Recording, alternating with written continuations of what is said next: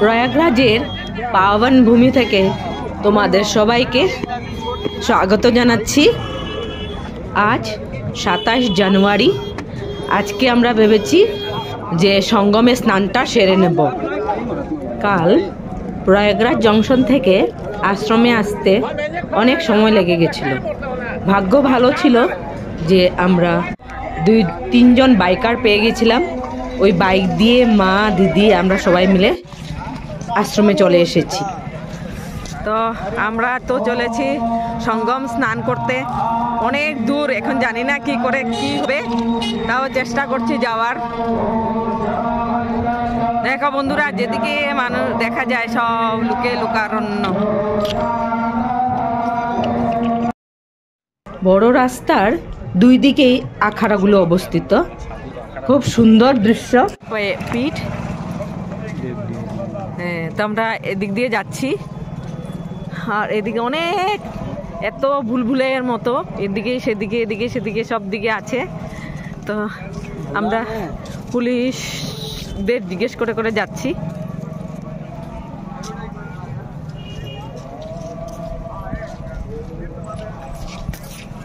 এত গরম উঠবো না, আবার গঙ্গার হাওয়া আছে না।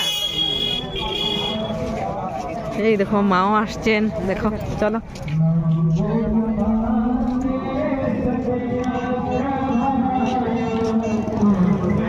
এখানে হলো হনুমান ধাম খালসা। মানে অনেক রাস্তা, কোন দিকে কি জিজ্ঞেস করে করে যেতে হবে আর কি।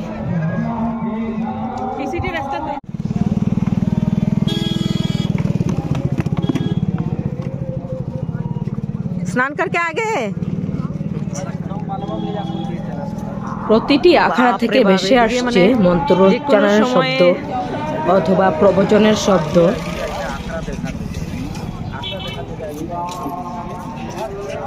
সব মানুষ স্নান করে করে আসছে।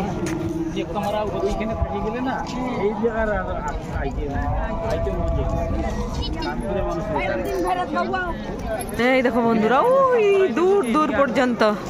এখন মা আর দিদি যে কি করে যাবে জানি না। কেশব ধাম, মানে ব্যবস্থা তো অনেক ভালো করেছেন, কিন্তু গাড়ি টাড়ি দিলেও উপায় নেই।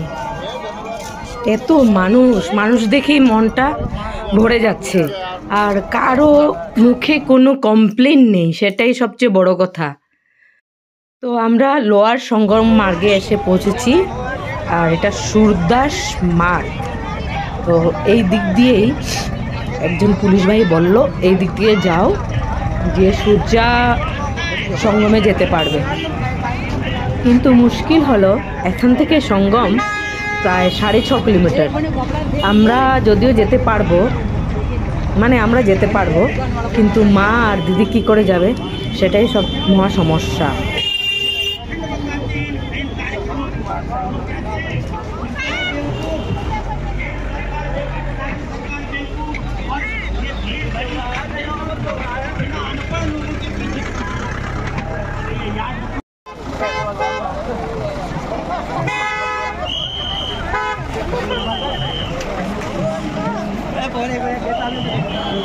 সঙ্গম মার্গ এই দিক দিয়ে সঙ্গমে যায়। তো আমরা রেপিডো করেছি, দেখি রেপিডোগুলি আসে কিনা। দেখো বন্ধুরা, মানুষরা কিভাবে যাচ্ছে, লোকজন। এটা হলো সঙ্গম মার্গ।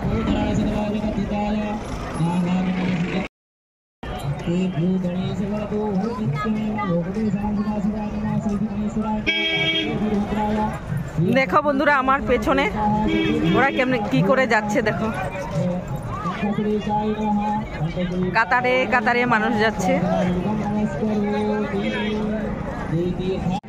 অনেকক্ষণ অপেক্ষা করার পর, কয়েকবার ফোন করার পরও র্যাপিডো বাইকগুলো আসলো না। তো এখন তো আর এখানে দাঁড়িয়ে থাকলে হবে না, এগিয়ে যেতে হবে। তাই আমরা এগিয়ে যাচ্ছি, দেখি কি উপায় করা যায়।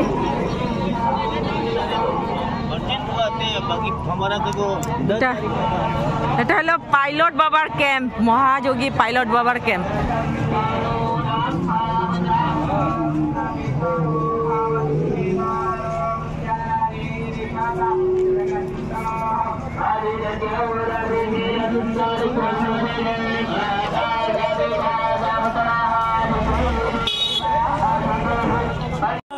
এখানে এই ভাই দুটোকে পেয়ে গেলাম, ওদের সঙ্গে কথা বললাম। ওরা বললে ঠিক আছে, বুড়ি মাই যখন আছে আর বয়স্ক আছে, আমরা তোমাদেরকে ভালো করে পৌঁছে দেব।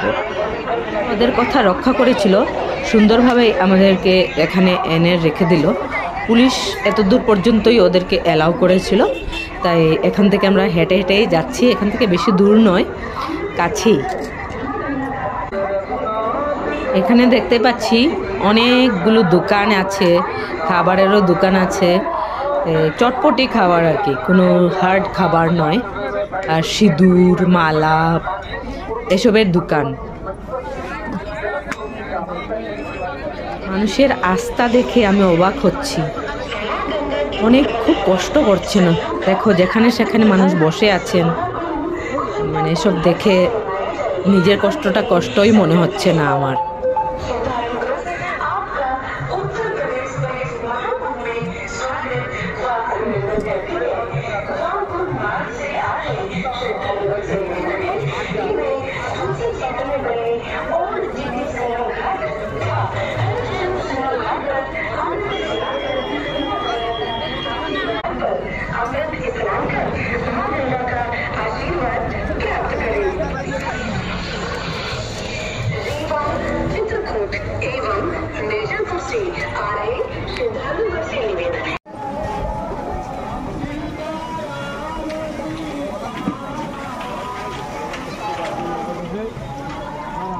আমি দেখতে পাচ্ছি মা গঙ্গা, একটা গান আছে না, মানো তো গঙ্গা মাইয়া হে না মানো তো বেহতা পানি। তো কথাটা সেই রকমই, মানুষের মানার উপরেই হয়তো সব কিছু। চলছি তো চলছি, দেখে মনে হচ্ছিল সামনেই আছে, কিন্তু প্রায় আধা ঘন্টার উপরেই আমরা হাঁটছি, এখনও সেই ঘাট পর্যন্ত যেতে পারছি না। একটু সময়ের মধ্যে পৌঁছে যাবো আশা করি। ছোট ছোট পিপিগুলোই দেখতে পাচ্ছ না বন্ধুরা, এগুলো দিয়ে লোকরা সবাই গঙ্গার জল নেয়। আমরাও কিনবো ভেবেছি, এগুলো দিয়ে গঙ্গার জল নিয়ে যাব ঘরে।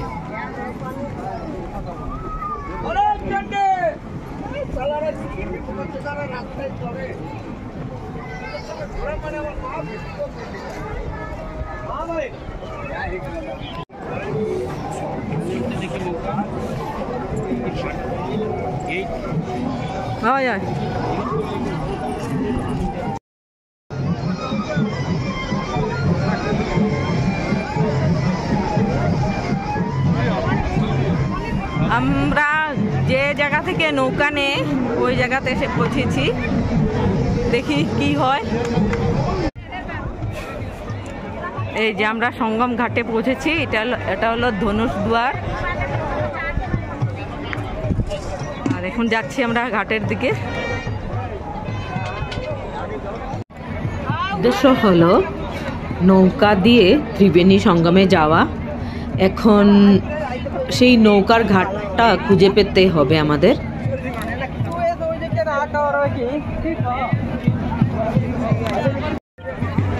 সেই উৎসাহ আর আনন্দ দেখো তো বন্ধুরা।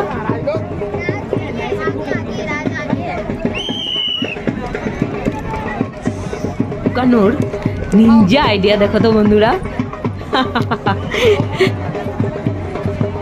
কি সুন্দর আইডিয়া।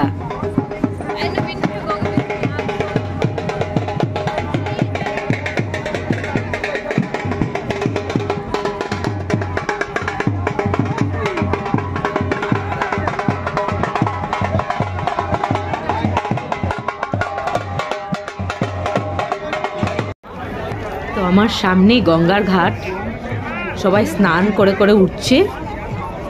তো আমাদের এখানে স্নান করার ইচ্ছে নেই, আমাদের একটু ত্রিবেণী সঙ্গমে গিয়ে স্নান করার ইচ্ছা। সবাইকে জিজ্ঞেস করে দেখি কোন দিকে সেই ঘাটটা, সবাই বলছে এই দিকেই নাকি। এগুলো যাইব নি?